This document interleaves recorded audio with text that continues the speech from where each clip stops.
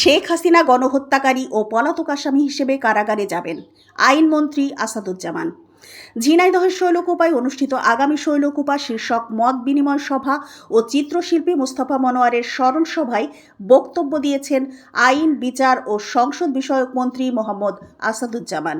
শুক্রবার সকালে উপজেলা পরিষদ মিলনায়তনে প্রধান অতিথির বক্তব্যে তিনি বলেন, সাবেক প্রধানমন্ত্রী শেখ হাসিনা গুম, খুন ও গণহত্যার অভিযোগের মুখোমুখি এবং দেশে ফিরে আইনি প্রক্রিয়ায় অংশ নেওয়া উচিত।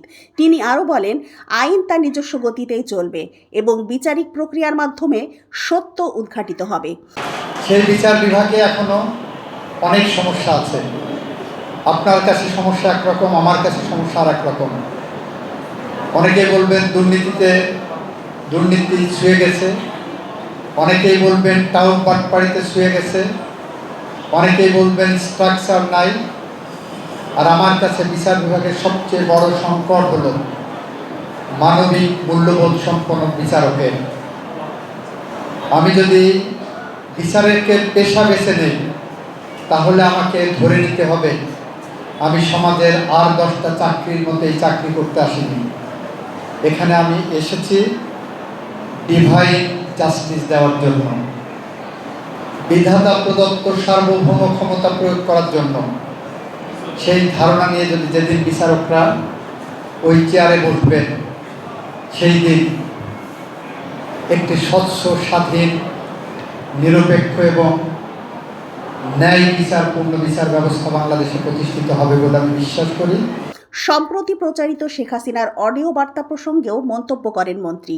তিনি বলেন, বিষয়টি নিয়ে নানা আলোচনা রয়েছে এবং শেখ হাসিনার বিরুদ্ধে থাকা অভিযোগগুলোর বিচার আদালতেই হবে।